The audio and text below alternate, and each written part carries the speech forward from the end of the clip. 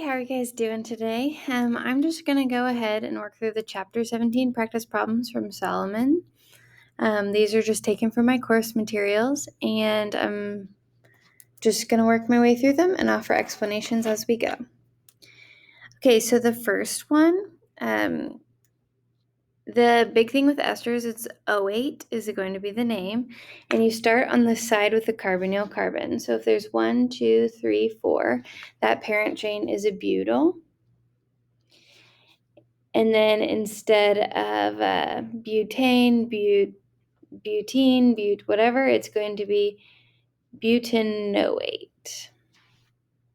So that's the parent chain. You go from butane to butanoate. This YL would have been if it was a substituent, so I should have written butane. And then we're going to number our substituents. So 1, 2, 3. On the third carbon, there's a methyl. So we've got 3-methyl butanoate on that side, and then you just add the whatever is attached to what would have been the alcohol on this side at the beginning. So it's ethyl 3-methyl butanoate. So the right answer for this one is should be answer choice E. Yeah, ethyl 3-methyl butanoate. And then for number 2, I actually think there was a mistake on this one because oil is the chloro group. So I think that ethyl would have been left over from an O8 problem from an ester. So if we're just looking for 2-chloropentanoyl chloride, so the pentanoyl indicates that there's going to be 5. And the oil is usually if you have the chloride, if it's an atom with a chloride on it. So let's see, 1, 2, 3, 4, 5. 1, 2, 3, 4, 5. 1, 2, 3, 4. So that's eliminated because there's only 4 on this one, and there's no chloro right here. Oil chloride is an indication that there's going to be a chloride group. This 1, 2, 3. So it's not pent. So this is also wrong, but the chloro should be right here. Then it would have been propanoyl chloride. And then this one only has 3 as well, and it's a carboxylic acid. So none of those are going to be the right answer for you. So that narrows it down to D or E for us. So between the two, if we're looking for 2-chloropentanoyl chloride, then we just want a chlorine on the second one. So if we number from the carboxylic acid or the carbonyl group, 1, 2, 3, 4, 5. 1, 2, 3, 4, 5. So this would be 3-chloropentanoyl. So the right answer should be answer choice E. And then for question 3, what's the IUPAC name for the following? So there's only 1 carbon on the carbonyl group side. I'll scooch this up for you. Only 1 carbon on the carbonyl group side. So that makes me think it's going to be methane. So methanoate. And that is always a weird one to say for the ester group. And then we look at this other side. 1, 2, 3, 4. So it'll be butyl. 1, 2, 3. And with the 2, 3 dimethyl. So 2, 3 dimethyl butyl methanoate would be the full name. So this is, when we can get rid of this. Acetate, that's not even going to be right. Ethanol, Al is for aldehyde, remember? So that wouldn't be right. So, and methylate is not right, and neither is formylate. So actually, we didn't even have to do the whole name. We could have just narrowed it down if we knew that that was 1 carbon right there, and methane becomes methanoate in an ester. But this full one is the right answer. Which compound would be the strongest acid? Okay, so when I think of acids, I think of it in terms of if you lose a proton, so we'll just do your typical acid that we know from Gen Chem. If you lose a proton, you're going to be left behind with extra electrons, right? Not minus charge. So this strongest acid is going to be the one that most easily deals with the electrons left behind, or that's most willing to give up that proton because it can basically deal with a fallout. You can think of it like if a kid leaves for college, the parents who are more prepared to deal with it are going to have a better time, or something like that. So the ones that are going to be able to deal with it better, the stronger acids, are going to be the ones that have something to disperse the electronegative charge. So in this case, we're looking for something that has a good electron withdrawing group, because an electron withdrawing group will pull those electrons away. So all of these are 1, 2, 3, 4 carbons. 1, 2, 3, 4 carbons. So when this loses its proton, it becomes, if your base comes, whatever it might be, and takes that away, you end up with this O minus. So this is an acid, a carboxylic acid. So it's already relatively a strong acid because it's stabilized by a resonance structure. But if you put an electron withdrawing group right here, that's going to pull some of the electrons away that are left behind when the proton is donated. And then you'll end up with a more stable charge here because some of the negativity is being spread around. If you have 2 of those electron withdrawing groups, it's going to be even better. If you had something where the electron withdrawing groups were further away, it would still probably be better than plain, but it's barely going to feel those withdrawing effects. So what we're looking for is some kind of carboxylic acid that has more electron withdrawing groups closer to be the strongest acid. So I think the right answer choice for that is, let's see, this one has 2 chlorines, but it's 1, 2, well, these are on carbon 3, looks like. Oh, no, they're on carbon 4. This has 2, 3, 4. This has 2 chloros, but they're spread out between one's on carbon 4 and one looks like it's on carbon 3. This also has 2 chloros, both on carbon 3. This one right here has a chloro on carbon 2, and it looks like 1 on carbon 3. And this has 2 on carbon 2. So that's the closest, so that's going to be the strongest acid.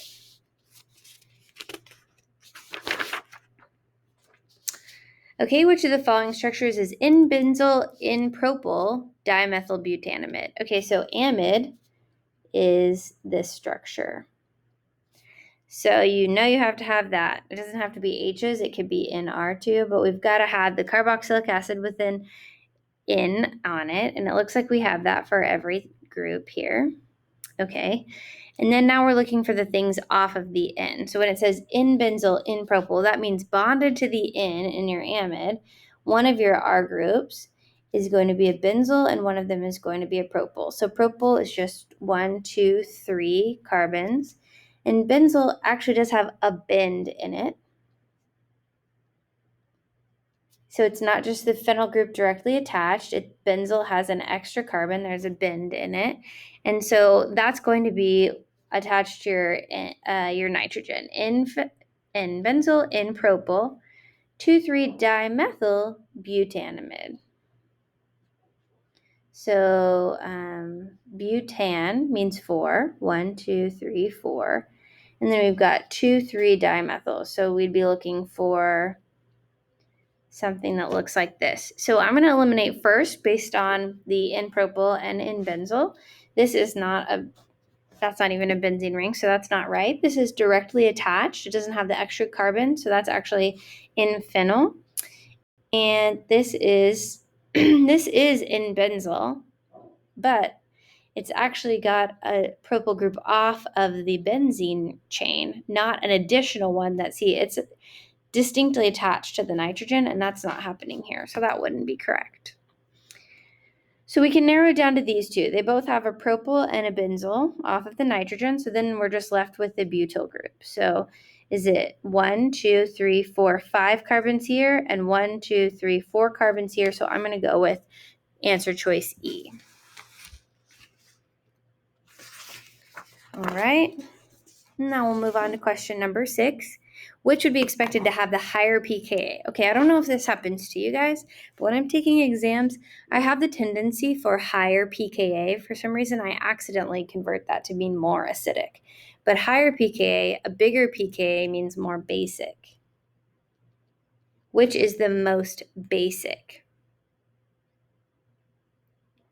The reason I do that is just because we memorize the pKa scale with the acids up here all the way to the least acidic. And so when I think higher, I think about it being higher on this chart. But the lower numbers are at the top. It starts with like -7 and goes all the way down to 50. So that's not incredibly helpful. So I get that mixed up a lot. So whenever I see something like this, I cross that out and write most basic or most acidic or whatever. So which would be the most basic? And this is the exact opposite problem of number 4. So we want, if it's more basic, we want either no electron withdrawing groups or the electron withdrawing groups to be as far away from the acid as possible. So if it's the acid, then we want, the acid's going to be carbon number 1. So the furthest away is going to be, if it's on the 4th carbon, the most acidic is going to be this one right here, if it was asking that question. And you could easily rank these actually, most acidic to least acidic in that direction. So that's just basically the exact opposite problem of the other problem that you worked for. You want the electron withdrawing groups to be further away. If you had an electron donating group, the closer that was, so that could be like a methoxy group or even just a methyl group, the closer that is, the more basic it's going to be. So, but these are electron withdrawing groups, so you want them to be further away. So this would be between these two,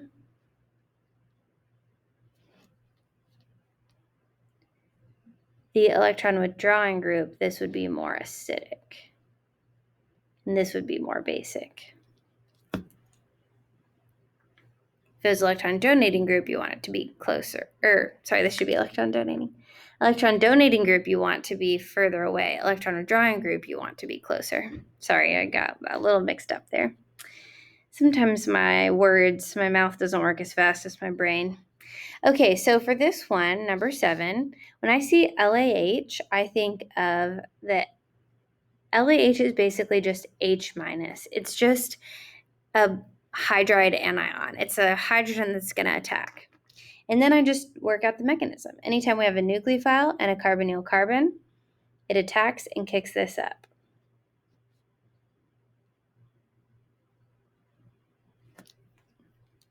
And we've got our H added in here. Now this can regroup and kick out down here. And you'll end up with, oh, I drew that crazy. This O is now a minus because it's been kicked out. This bond has been broken and the electrons circled up around the oxygen, and you have this. However, if you have excess LAH, it can actually attack again. This isn't one of your answer choices. So let's see what happens when we do that. So we end up with, I like to keep the ring shape until we have our final answer, and then I'll sort of stretch it out because it's easy to lose carbons on practice problems like this. So we end up with something that looks like this. So there's no way for the carbonyl group to recover at this point. There's no good leaving group. So it's just going to stay like this. So the only thing left to do is add acid to it, and that'll actually turn both of these into alcohols. So we have 2 alcohols, and then we just number our carbons. 1, 2, 3, 4, 5. So it's going to look like this. Let's see, 1, 2, 3, 4, 5 with an alcohol on each side. So the right answer choice for this would be answer choice E. This one I think has too few carbons. Yeah, just 4, but we start with 1, 2, 3, 4, 5. So that's not right. This one, it basically just did a Wolff-Kishner reduction on here, so that's not going to work out. And then this is missing one of the alcohols, so that's why that one's not right. And this one, it basically stopped at the first step. If this had never recovered and carbonyl group recovered and kicked this out, then this would be the right answer. But if it can do that, the carbonyl carbon will be restored. So that's why this one's not the right answer. Okay, moving right along to question 8. This is another question about acidity. So these are all electron withdrawing groups. So more electron withdrawing groups and closer is better if it's a long chain. In this case, benzene ring, they're all going to be pretty close together. So more electron withdrawing groups, answer choice C is the one that has the most electron withdrawing groups, so that's the right answer. This has none, 1, 1, so between these two, I think technically this one would probably be a better acid, and then 2, 3. So we'll go with 1 to 3. Answer choice, or question 9 is the same thing. It's asking which would be the strongest acid. In this case, these are electron donating groups. So electron donating groups are going to make things less acidic. So, and we've talked about that before. So if you have your carboxylic acid and it loses a proton, you've got this negative charge, and it can be dispersed here through resonance and all around the ring. But if you have an electron withdrawing group, it's also going to pull the negativity away that way too. So you're going to be basically stabilizing that negative charge through resonance and induction. But if you have an electron donating group, it's destabilizing. It's already adding electrons where it's not really going to want to add any more electrons. It's going to donate electrons. They'll be dispersed all around this ring, and the electron donating group is also adding electrons. It's donating electrons to the ring. So that's not really ideal. So the less in this case, the better. So the right answer actually for this is answer choice A, because it has the least electron donating groups. If these were electron withdrawing groups, it would be different. So be sure to look for that. Is it saying most acidic or least acidic? And then is it electron donating or electron withdrawing? Those are important things to look for. Okay, the product of the following reaction. This is basically just going to be a nucleophilic substitution reaction. So the lone pair is going to come and attack and kick this up.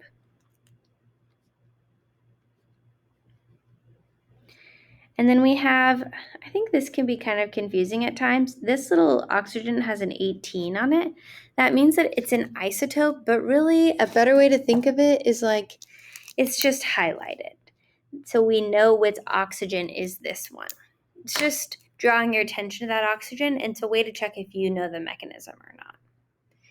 So after we've added the alcohol, there's usually going to be some kind of protonation shift that happens with the HA, the acid there. So this will likely actually be protonated as well. So when your carbonyl carbon comes back down, it'll kick out water as a good leaving group. And you'll end up with, and this is a positive charge, and this is your labeled oxygen here. So our carbonyl group has recovered, the water is left, and then you still have your water to oxygen, and it's protonated. But likely the water in the solution or something else somewhere else will grab that proton, maybe we'll bring it back to neutral as we finish up the reaction, and you'll end up with an ester. And that's the little labeled ester that's right here. So we tracked it all the way through the reaction. So that's what they're checking, if you know where it adds or where it doesn't add. So the right answer with our labeled oxygen in the right place is answer choice A. This has the labeled oxygen in the wrong place. That shows you didn't really know the mechanism. This has 2 labeled oxygen, so that's just crazy. I don't know how that would have gotten there. This, we've lost track of the labeled oxygen, so we know that's not right. And this has an oxygen on both sides, so that's definitely not right.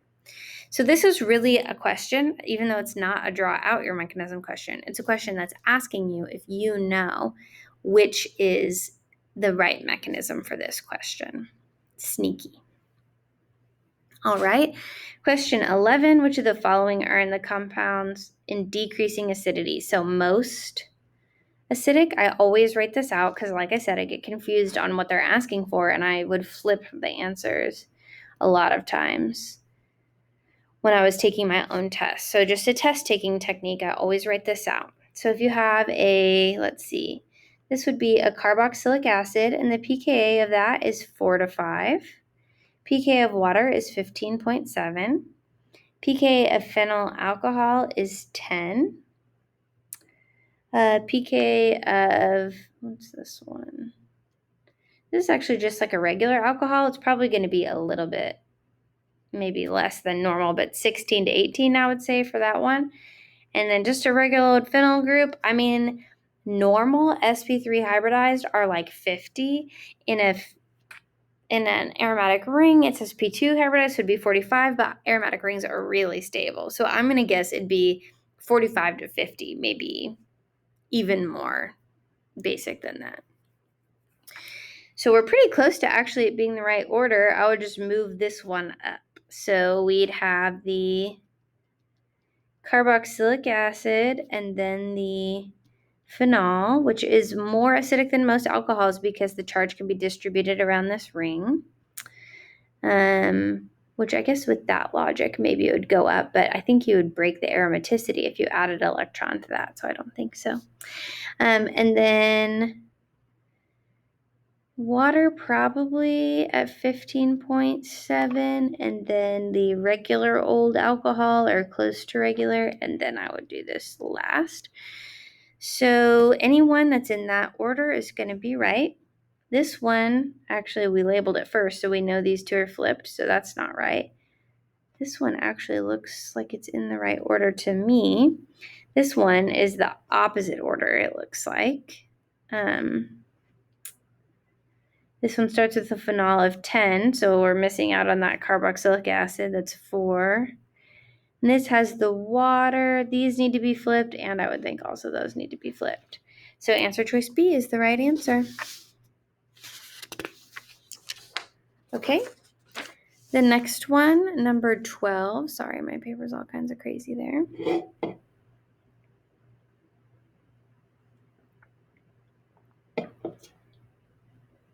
So you can think of the OH minus in this as the nucleophile, and it's going to attack at the carbonyl carbon, just like we've seen.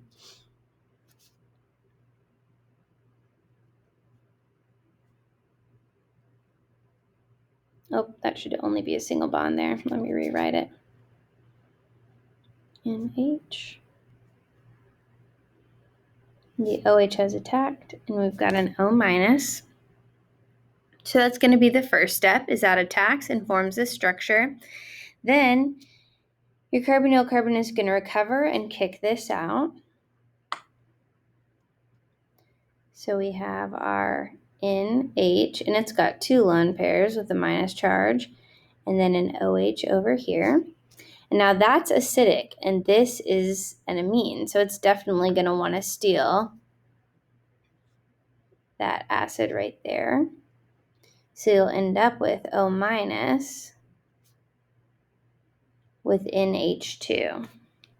So if you put this in very acidic conditions, it would actually protonate, and you'd end up with NH2 and an OH over here. But if you've got an acid and a base right next to each other, that's not going to happen. And it's in water, not in acidic conditions. So I would say that this is going to be your final answer, and that would be answer choice B.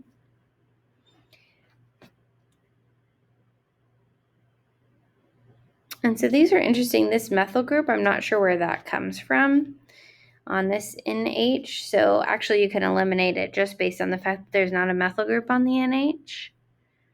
And same thing with this one. And this one is after the first addition. So the carbonyl carbon never recovered. So that's what's missing there. Okay. Number 13, what is the product of the following reaction? So very similarly, the alcohol is going to attack and kick up. That's the pattern in these chapters, right? If you have a nucleophile and a carbonyl carbon, the nucleophile is going to attack. And that's positively charged. It's possible that this proton will shift and you'll end up with something like this. I'm not sure we're 100% positive on the mechanism on that yet. Then this comes down and kicks out. This is a good leaving group with that positive charge, and your carbonyl carbon is recovered. Now you have OH over here and OCH3. Now, if you have excess, it can attack again.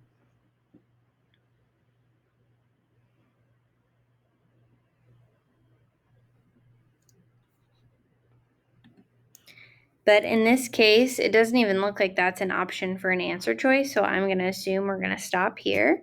So 1, 2, 3, 4 carbons between the two. 1, 2, 3, 4, 1, 2, 3, 4, 1, 2, 3, 4. This has 5, so we can eliminate that. And the ring never broke open, so we can eliminate that. So between these actually, this is a carboxylic acid, and we know our carboxylic acid became an ester, so that's not correct. Between these two, this oxygen down here was protonated. It wasn't an ester group, so we can eliminate that. So that leaves us just with answer choice B. 14, what is the expected product of the following reaction sequence? So the first step, actually, this is an alkyl halide, and you've got a nucleophile. So then you should know with a nucleophile and a primary alkyl halide, this is actually going to be a substitution reaction. That's way back from chapter 6 or 7 or whatever. So CN minus attacks, backside attack kicks this out, chlorine out, and now we have a CN here. And then when you use acid with a nitrile group, that is going to be hydrolyzed back to a carboxylic acid. This is the carbon that's going to be hydrolyzed back to the carboxylic acid, not this first one. Sorry, my hand was in the way. This is going to be hydrolyzed, not the first one, which means this will be the carboxylic acid. And I think one of these answer choices tries to trick you by having carboxylic acid, but it got rid of this carbon. So always be on the lookout for that. So let's see, C6H5, CH2, CO2H. That actually,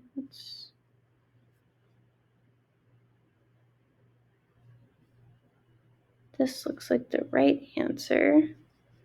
C6H2, sulfuric. This has a chlorine still on it, so that's not right. And this has 2 benzene rings. This structure, let me draw that top one out for you real quick. CH2, CO. Oh, I think the oxygen is actually on this side in this one. That's interesting. Interesting. That's a weird way of drawing that out. This one is much more logical to me. So that wouldn't be right because the oxygen's on the wrong side. So we end up with answer choice B.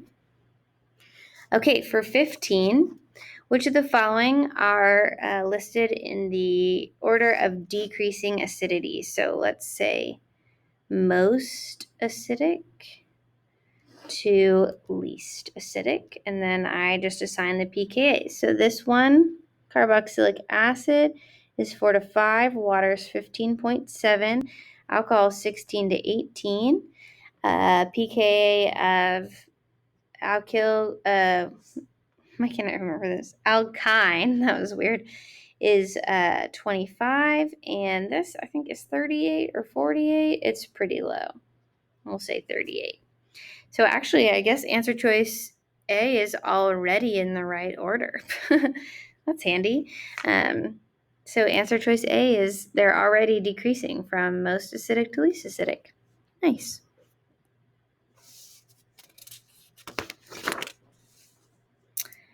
Okay, for question 16, actually, this was skipped for your coursework, so I'm not going to add it in to confuse you. But if you just want to know for your own purposes, feel free to reach out to me and ask questions. Okay, 17, DCC. So what DCC does is usually if you have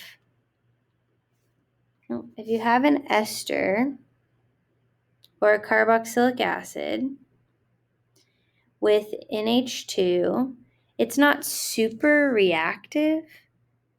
Usually what you'll get instead is an O minus plus NH3 plus. That can happen. So DCC actually facilitates the swap of adding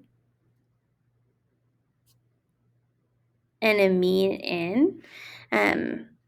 So that's what's going to happen here. So your DCC will facilitate a swap. So instead of your carboxylic acid just becoming an acid-base reaction plus NH3 plus, like that, or in this case it'd be, I don't know, I put NH3, that's NH4 plus, so CH2, CH3, NH3 plus. You're going to actually substitute it out in this case. So it allows for the mechanism to take place like we've seen many times before.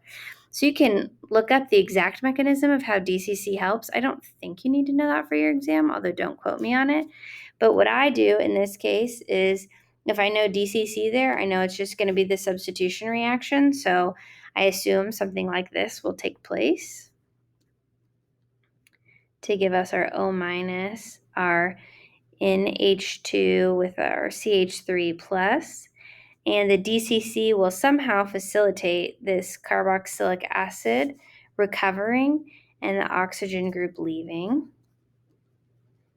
which leaves us with NH2 plus, and then that will be deprotonated, so we'll end up with just the amine. So if it's easier for you, I think it's valuable for you to know this mechanism and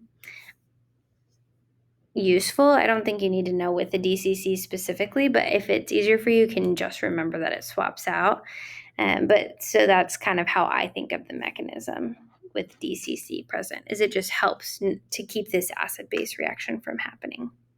So for that one, I would go with answer choice C. Okay, for question 18, what is the product of the following reactions? So KMNO4, hopefully you remember if you have, let's see, toluene, orthometaparachlorotoluene. If you add that with KMNO4, it just, whatever it is, it chops it off and turns it into a carboxylic acid. But you still have your toluene, your chlorine, on the other side. And then if you do SOCl2 with that, it will create the chlorine here and here. This chlorine's from before. This is the substituted out. And then you're adding, it looks like you're just going to do a swap there. So you're adding the ethyl group, ethanol. So that attacks and kicks up, just like we've seen many times before. We've got our chlorine, our O minus, and our oxygen. That would be protonated and be a plus charge. This comes down and kicks back out, and you end up with, going into the next one. And this is protonated, but it would be deprotonated by the base that's present. So then that would give us our answer of, can't forget the chlorine. Looks like probably answer choice B is correct. This doesn't have our ester group. This has our ester, but forgot the chlorine. This isn't an ester, forgot the oxygen, and this is just crazy. There's usually one in there that you're like, what? How did that happen? So answer choice B is your right answer. Okay, PCl3. If you react carboxylic acid with PCl3, it'll just turn that into an acyl chloride, just like SOCl2 does. And then if you react it with NH3, it will become an amine, or an amide, so it comes and kicks that up. And you get your structure that looks like this. You've got your O minus, a chlorine, and an NH3 plus. This will come down and kick out your chlorine. And you'll have your restored carbonyl group plus NH3 plus, and then that will usually be deprotonated to give you, probably by the chlorine that's floating around in the solution, your amide. And then when you do P4O10 with an amide, it's going to turn that into a nitrile. And the way I think of it is basically it just gets rid of this oxygen and this nitrogen. So between this carbon and nitrogen, 2 bonds are added in, and these bonds are eliminated over here. So then it becomes a nitrile. I don't think you need to know the mechanism for that. I think you can just memorize that it does that. So there's this carbon right here to a nitrogen. So that would be answer choice A. This is the amide, stops before the P4O10. This is just an amine. This is the acid-base reaction, but that doesn't take place because first we turn it into the acyl chloride, and this is just does the reaction on both sides and doesn't do the P4O10. So, okay. This next one is acyl chloride with what I like to call LAH's cousin. It's LAH, but it's tamped down. It's not as good of a reducing agent. And what that does, similar to dibol H, is it just turns into an aldehyde and stops at the aldehyde. Remember, usually reducing agents are really good, so they'll take it all the way from the from a carboxylic acid or whatever to a primary alcohol. But in this case, you can stop at the aldehyde. So that would be answer choice D.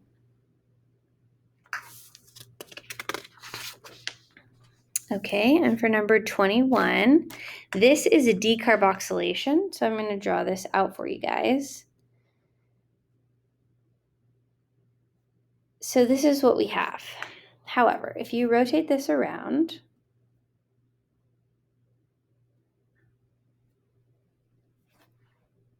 there is some bonding that can take place right here, some hydrogen bonding. And if you apply heat, basically what happens is this CO2 group will leave. So you can think of it as this bond breaks and forms a new one over here. This comes down and forms a new bond down here, and this comes over and forms a new group over here. It's a lot like Diels-Alder, if you think about it that way. And when you have it like that, oh, here, let me redraw this. You have your OH, a double bond down here, and then this bond has broken, and you have your CO2. So it's almost like a Diels-Alder that doesn't result in a ring. This structure is what's known as an enol. You'll learn about that more, but it will spontaneously rearrange to the ketone form. So that is how you end up with answer choice C. If it's easier for you to think about this for now, you can just think of covering up this CO2 group, and instead of having a carbon there, that hydrogen just moves over. So you can just cover up this CO2 group, and the hydrogen moves over to where the carbon used to be bonded to. And you'll learn more about the keto-enol situation in chapter 18.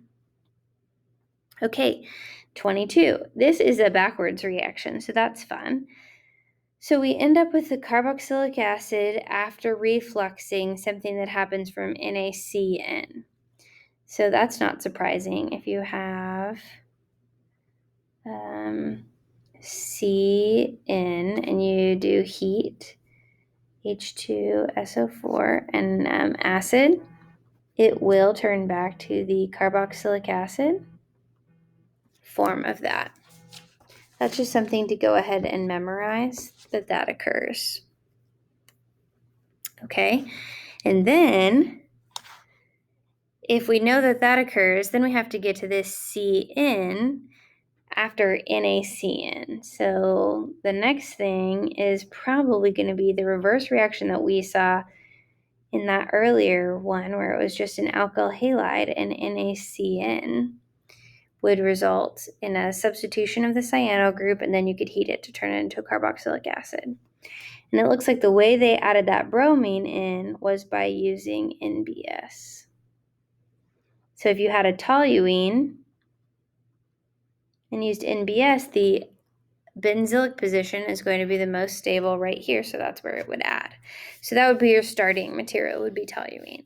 That can be hard to look at, but I basically am just thinking there's a CN here, so probably CN plus H2SO4 is going to give us a carboxylic acid. Now, how can we get the CN on this structure? Well, we saw it before with an SN2 reaction. So that's how I'd go through with it. If that's hard for you, you can look at each one of these and try out the reaction sequence and see if it works. It would just take longer, but it wouldn't require as much of the thinking through it on your part if you feel unsure. So the right answer for that one, I guess, would be toluene. So that's answer choice A. Okay, and number 23. If you have carboxylic acid and LAH, it's going to take it back to the primary alcohol. So this was carboxylic acid, but it will go to a primary alcohol thanks to LAH. And then is that the right number of carbons? 1, 2, 3, 4. Yep, that should be right. 1, 2, 3, 4. Okay. And then SOCl2 will turn a primary alcohol into a chlorine, just like it will with carboxylic acid. And then we're going to add magnesium. Nice. So that just makes this into a Grignard reagent, MgCl. And when I have Grignard reagents, I say that they are roughly equivalent to this just being a lone pair, basically. We've just got a lone pair. This is now our nucleophile. And if we add that to CO2, this should actually be easy for you guys because, not because of the mechanism is easy, but it should hopefully be easy for you to remember because you did this in your lab class when you made a Grignard reagent and you added dry ice to it, hopefully, for those of you at UNT. And so we end up with this structure. It attacks, kicks up one of the carbonyl carbons, and then you add acid to it, and it becomes a carboxylic acid. So we actually end up with the same structure, I think, that we started with. That's funny. So the right answer should be, or did I lose a carbon? Sometimes that happens. CO. No, I don't think so. So the right answer would be, oh, maybe I did. Yes, I did right here. So there's a bond that forms right here. So sorry. So we have this carbon and then it bonds to this CO2 because you start with 1, 2, 3, 4 carbons and that's a fifth one. So I did lose a carbon. Okay. See, even I can make mistakes here. Even after you've been doing it all this time, you'd have your carboxylic acid that looks like this. That's why I number my carbons so often. What tipped me off was usually you don't work so hard to finish up with the exact same product you started with, but also there's not an answer choice that matched that one. So that gives us answer choice D. Okay. And MCPVA, that should remind you of the Bayer-Villiger reaction. And that just is going to add an oxygen in on one side. So we go from a 5-membered ring with all carbons to a 6-membered ring with oxygen. These are symmetrical, so it didn't matter which side it added on. And then we actually had this reaction already once. So this attacks and kicks up is always how I think of it. With that acid there, it might protonate first. I usually don't worry too much about protons and getting caught up on their role in the mechanism because I think it can get more confusing that way. As long as you know the general idea, you're usually going to be okay. And then this will come back down and kick that out. It may get protonated in the process with that acid. And so then we have our O with the H plus there. And that should be your final answer with the acid. That will protonate both of those. We have 5 carbons between them. So we had 1, 2, 3, 4, 5 carbons and an OH on this side. Okay, so that should be your right answer. Let's see, 1, 2, 3, 4. This has 5 carbons, but it's not an OH. 1, 2, 3, 4, 5. This looks like the right answer. This has a carboxylic acid instead of an ester, which with the alcohol attaching, it would be an ester. This has an ester on both sides, and this never went past the first step. Okay, so answer choice B is your right answer. That's it for Chapter 17 reactions. I hope this was helpful to you guys, and I hope you have good times or good luck studying, I guess, for your exam. And please feel free to reach out if you have any questions.